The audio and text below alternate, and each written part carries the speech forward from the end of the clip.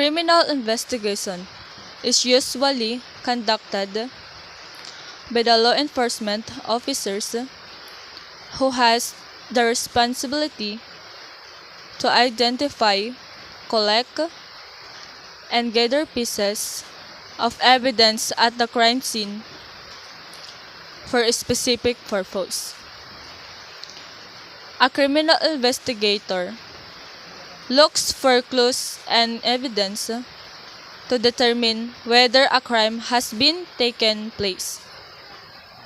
If a crime has been committed, the investigator shall establish the threefold aim of investigation: to identify the guilty party, to locate the guilty party, and provide evidence of its guilt.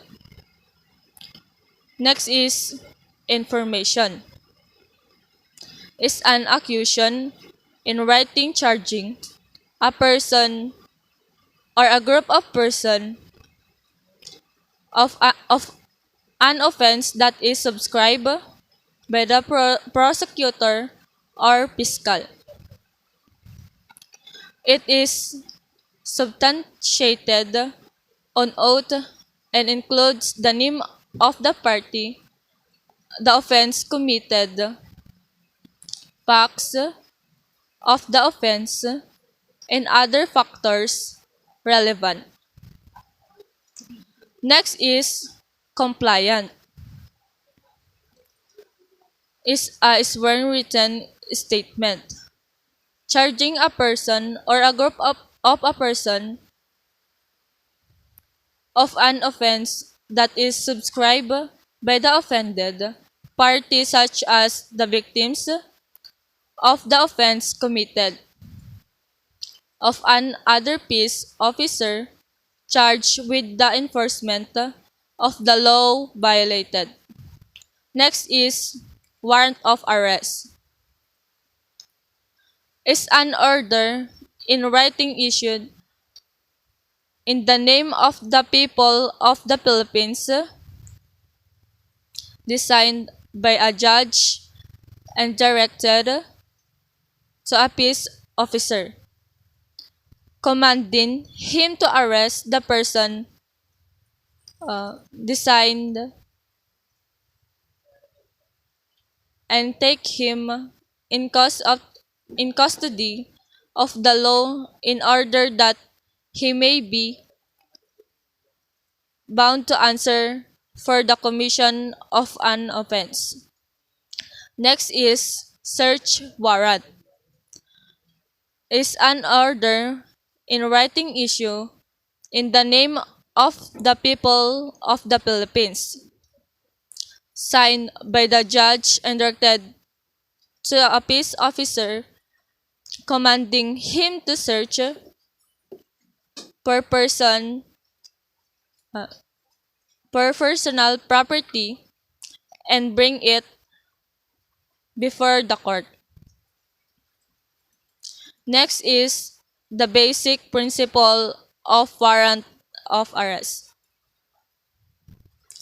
Number 1, issue by the judge to a peace officer and commanding him to arrest a person is stated therein. 2. It is enforceable within the Philippine territory at any time at a day or night. 3. Arresting officer must inform the person to be arrested of the cause of the arrest.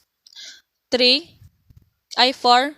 Arrest is made by the actual restraint of the person to be arrested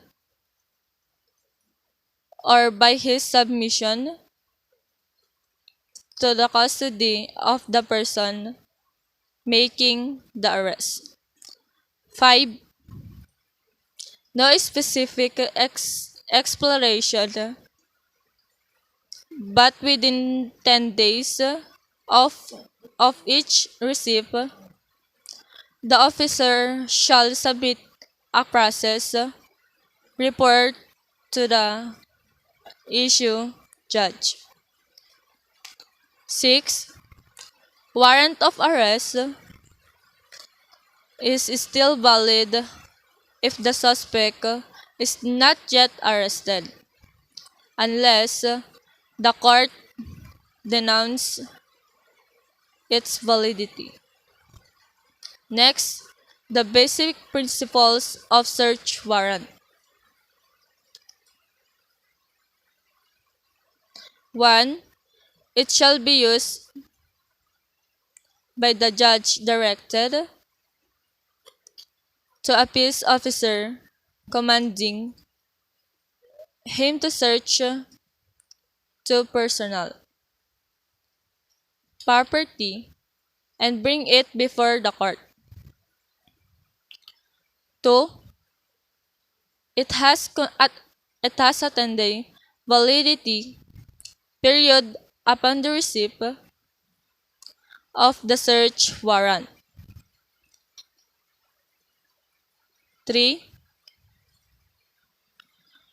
The issuing judge must within the place where the crime committed, or the issuing judge must be within the place or the property beside.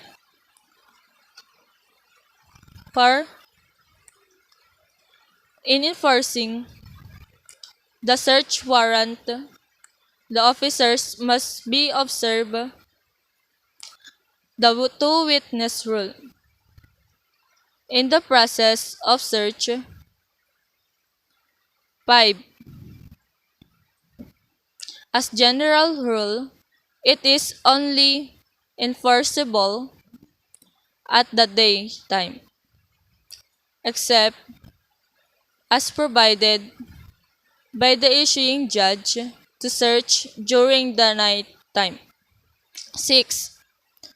The officer must follow what is specified in the search warrant, to include property to be seized and its location, house, rooms in hotel, and items to be seized.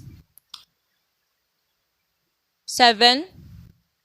The officer has the right to break door or window to effect search. Next is raid. Is a surprise in reason of a building or area. Raids are usually made after careful investigation and when other methods and of completion the mission are not suitable. Next is probable cause. Mean the facts and circumstance that would engender a well-grounded beliefs that a crime has been committed and the person to be arrested committed it. Next, quality policy. The Isabela State University endeavors to be a lead university in instruction, research, extension, and resource generation through continuous improvement of service. To uphold the commitment, ISU shall attain the following quality objectives. sustain academic excellence and quality in instruction, generate research breakthroughs, engage in sectoral activities for community development, development products for globalization, support student participation to local and international for a to enhance their potentialities, comply with the standard set by stat, statutory, regulatory, and accrediting the bodies, and review the periodic basis. The quality management system and gather feedbacks and the level of the client